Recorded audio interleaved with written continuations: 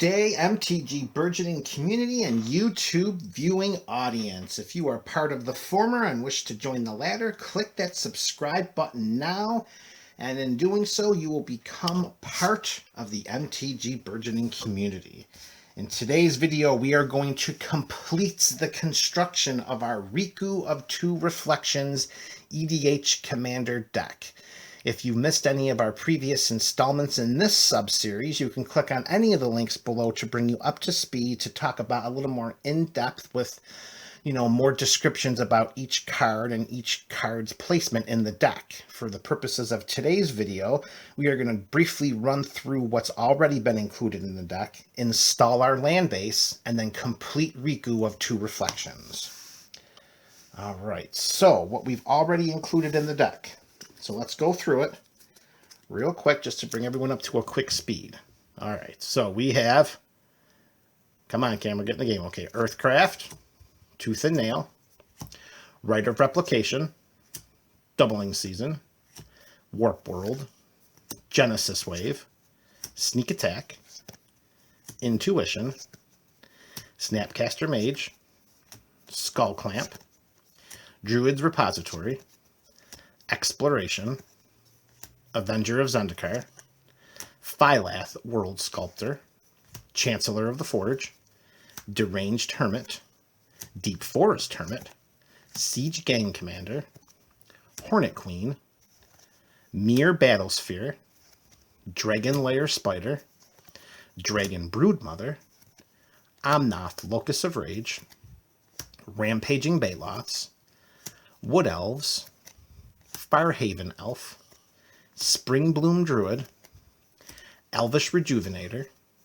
Risen Reef, Coiling Oracle, Llanowar Visionary, Fibblethip the Lost, Icefang Coatl. Wall of Blossoms was initially added to this deck list a couple of videos ago. However, it is currently going to come out. It is going to be replaced. So the Wall of Blossoms, which was in this deck, is now coming out because a card that is going to improve it drastically on available copy is now here. So replacing Wall of Blossoms will be Imperial Recruiter. And I guess you could tell that's a massive upgrade. So Wall of Blossoms out, Imperial Recruiter in.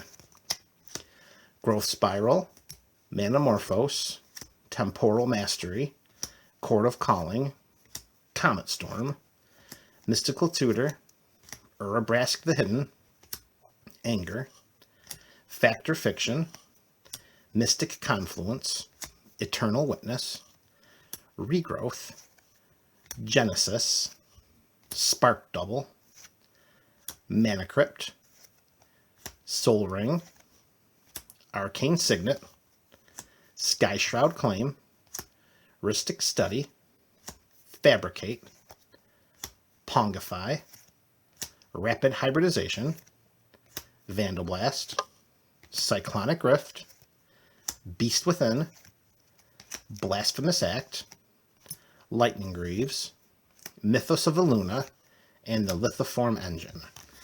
Those are the spells for our Riku of Two Reflections deck, including the addition, the last moment edition of Imperial Recruiter over Wall of Blossoms.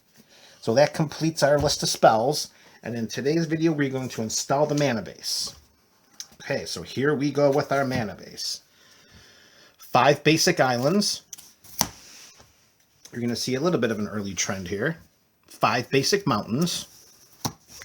And you guessed it, Burgeoning is a sucker for symmetry. 5 basic forests. So 15 total basic lands, comprising a little less than half of our total land base. All right, so how are we going to get those basic lands? Well, Fabled Passage will get one, and it'll untap it as long as we control 4 lands when it enters the battlefield. 4 more lands when it enters the battlefield. It's a bit of a bad glare there. That's better. And Prismatic Vista, which is the fetch land for basic lands, will pay a life, search for a basic, put it onto the battlefield with no fear of it being tapped. All right, to expand our fetch lands a little bit, we're going to include a Wooded Foothills, This lets us search for a mountain, a forest, or any card that has mountain or forest in the subtype. That will be important, as you'll see moving forward. And in addition to Wooded Foothills, we're going to throw a Scalding Tarn.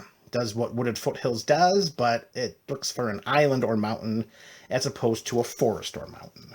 So those 2 fetch lands are in to go with Prismatic Vista and Fabled Passage. All right, next up, we are going to look at our Is It colored lands, because we want to make sure we have as much colored mana available for Riku's different activated abilities. And the first we're going to showcase will be a River Glide Pathway. This is the new Pathway series from Zendikar Rising. In our hand, it's a blue on the front, or it's a red in the back, and before we put it into play, we choose which one we want. So this helps us fix our mana, and it is going into the deck. Our requisite check land, or Is It check land of Sulphur Falls, blue or red, but it's untapped if we control an island or a mountain. Speaking of island or mountain, here we have Steam Vents. Shock land, pay 2 life when it comes into play, and it comes into play untapped. Also notice that it has island mountain subtype, which allows it to be fetched by Wooded Hills or Scalding Tarn. All right, so those are our Is It dual colored lands. Next up, we have our Gruul. And similar to Is It, we're going to start with a pathway. The Crag Crown Pathway is very similar to the River Glide Pathway. Crag Crown gives us a red on the front or a green in the back. We make the choice before it goes into play. That helps us to fix our mana. And again, you're going to see another trend here. Here's our Gruul checkland, Rootbound Crag, mountain or forest, and it's untapped if we control a mountain or forest, which leads us subsequently to Stomping Ground, our Gruul Shockland. Pay 2 life, comes into play untapped, and again, if you notice, it has the subtype mountain forest, which of course lets us fetch it out with Wooded Foothills or Scalding Tarn. All right, next up, we're moving to our Simic dual color lands, and at this moment, there is not a Simic pathway in the existence of Magic. So right now, the Flooded Grove will act as the Simic Pathway's placeholder until it's created and is available. So this is an adequate consolation prize as we wait for that Simic Pathway to come into existence. Flooded Grove is in, and the other cards are exactly as the previous 2 guild cards were. We got our Simic Checkland, Hinterland Harbor, green or a blue. Comes into play untapped if we have a forest or an island. And of course we have our Breeding Pool. Pay 2 life, it comes into play untapped. It's a forest island, so we can fetch it out with the Wooded Foothills or with a Scalding Tarn. All right, so those are our dual colored lands. Next up, we're going to have a couple of lands that hopefully will give us the colors that we're looking for. The first one is Exotic Orchard. Now with green and blue, we're playing with a couple of the most popular colors in the format. So hopefully we will at least be able to tap for one of those 2 colors. And of course, in a perfect world, we're tapping for all 3. Okay, so Exotic Orchard is in. And of course, the best land in our format, Command Tower. That gives us one of any color we need in our commander's color identity. So of course, we're putting that card in there. And speaking of best lands, we're definitely going to include a Gaia's Cradle. We have tokens in this deck, which are going to make this card ridiculously overpowered. And we have X spells that can help us close out the game. So with those combination, or with a combination of those 3 different types of subsets, oh geez, let me try this again.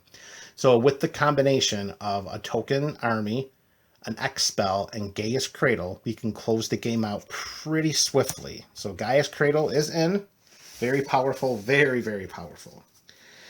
All right, so that leads us to our last 5 lands. Now, in a deck that's as mana hungry as Riku of 2 Reflections for colored mana, it was difficult to select any lands that didn't provide an avenue to some colored mana.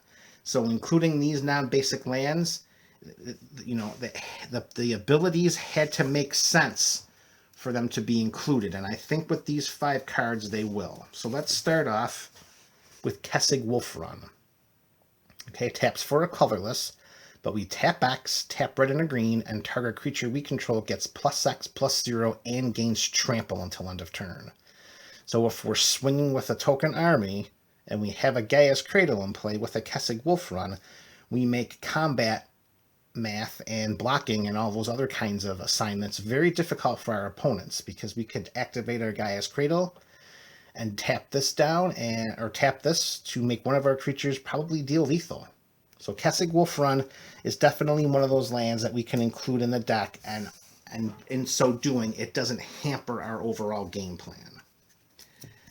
Additionally, Alchemist's Refuge provides us with another valuable ability. Taps for a colorless, but with a pairing of green and blue for Simic mana, we can tap that and Alchemist's Refuge, and we can cast non-land cards this turn as though they had flash. Giving our spells flash is beyond valuable. So including a card like Alchemist's Refuge, even though it does not produce colored mana, I think its inclusion is warranted in this deck because of the ability it can provide to our game plan. All right, that leaves us with 3 cards left. Next up is Reliquary Tower. Taps for a colorless, but it also gives us no maximum hand size, as we have many ways to draw cards in our deck, many ways to get cards from our deck into our hand. I like to be able to keep those cards in my hand and not discard down to 7. So for me, the inclusion of Reliquary Tower is an important feature to make sure that our cards stay in our hand. Okay.